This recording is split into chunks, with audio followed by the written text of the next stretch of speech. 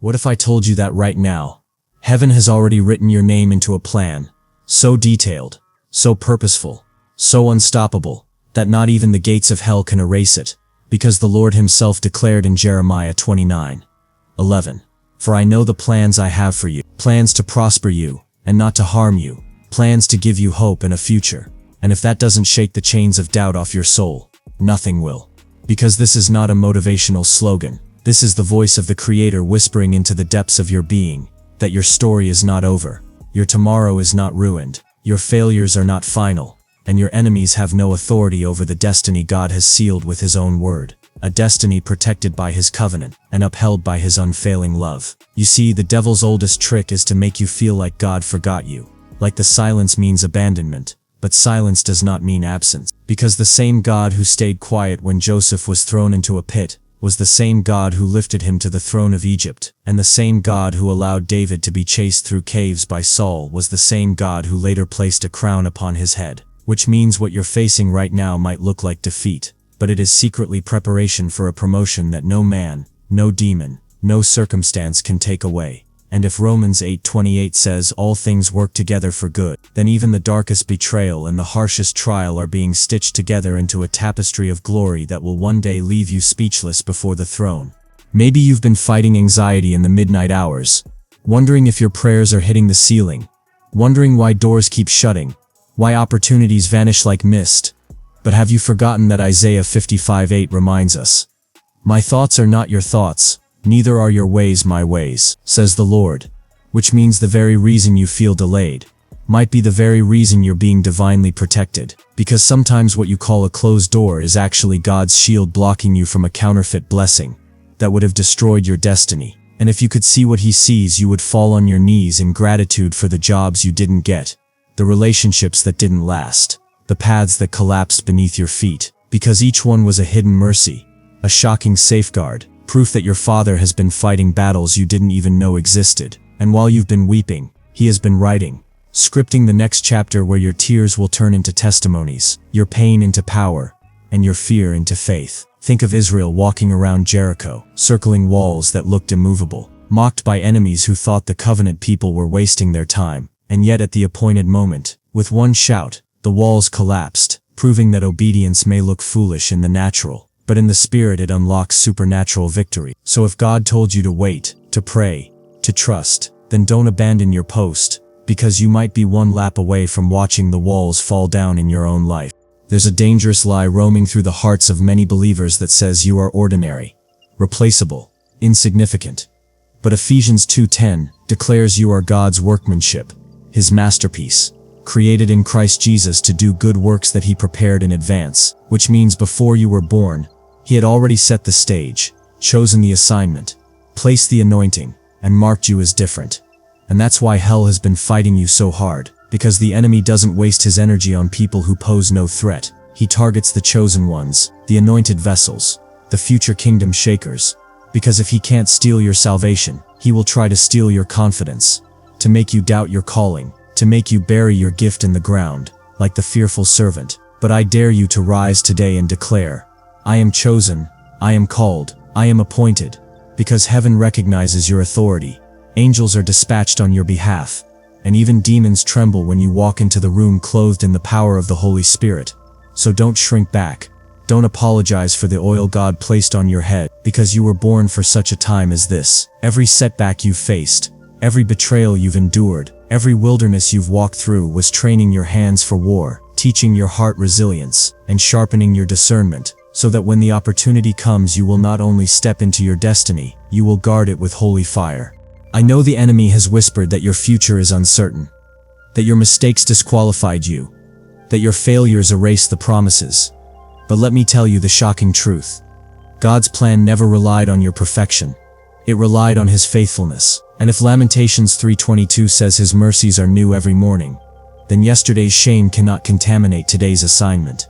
And if Psalm 37:23 says, the steps of a righteous man are ordered by the Lord, then even when you stumbled He factored it into the journey, weaving redemption into the map of your destiny. Some of you are secretly carrying guilt like heavy chains, believing you are beyond restoration. But let me remind you of Peter, who denied Christ 3 times, and yet was restored to become the rock upon which the church was built. Or Paul, who once persecuted Christians, and yet was chosen to write nearly half of the New Testament, which means your greatest scars can become your greatest sermons. Your darkest valley can become your brightest victory, and your most painful wound can become the very place where God pours out his healing oil, not only for you but for everyone who hears your testimony. Stop asking, "Why me?" and start declaring, "God, thank you that you trust me with this fire, because if you allowed me to walk through it, you've already given me the grace to come out refined like pure gold, because the fire was not designed to consume you. It was designed to purify you, to burn off the doubt, the fear, the insecurity, and to leave you standing stronger, bolder, and unshakable in your faith." And when those storms of life come raging against your house, threatening to break your spirit and drown your joy, remember the words of Jesus in Matthew 7:24-25, that the one who hears his words and puts them into practice is like a wise man who built his house upon the rock. And though the rain poured and the winds blew and the flood waters rose, the house did not fall because its foundation was secure. So let me ask you, what is your foundation built on today? Is it built on fleeting emotions, on the opinions of others, on the shifting sands of circumstance? Or is it rooted in the eternal promises of God that cannot fail, cannot be shaken, cannot be overturned? Because if your anchor is his word, then even when everything else collapses, you will still be standing. You will still be unmovable.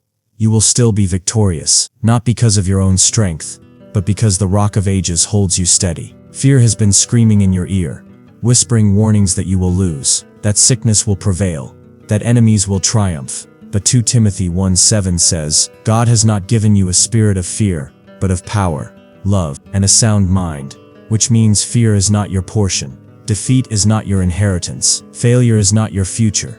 Instead, you are clothed in divine authority, wrapped in holy love, and filled with the Spirit that raised Christ from the dead. So why bow to lies when truth is roaring louder? Why collapse in despair when heaven's resources are backing you up? Why retreat when you were born to advance, to take territory, to tread upon serpents and scorpions, and over all the power of the enemy? For nothing shall by any means harm you. Luke 10:19. Even now, God is secretly arranging alignments that will shock you. Opportunities you didn't ask for. Doors you couldn't have forced open. Blessings that will appear suddenly. And when they come, people will call it coincidence. But you will know it was the hand of God, because Deuteronomy 28:2 says, "Blessings shall overtake you if you obey his voice." And overtaking means you don't chase them. They chase you. They run you down. They overwhelm you. Because the favor of the Lord is like a river that cannot be dammed, flowing relentlessly toward those who remain faithful.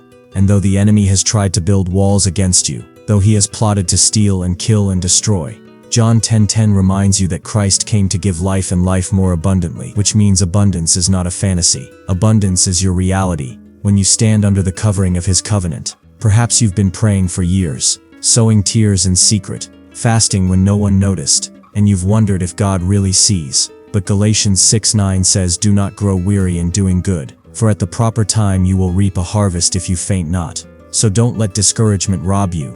Don't let impatience derail you. Don't let bitterness poison you, because your due season is closer than you think. And the same God who declared, "Let there be light," is about to speak light into your situation, turning your midnight into morning, your mourning into dancing, and your ashes into beauty.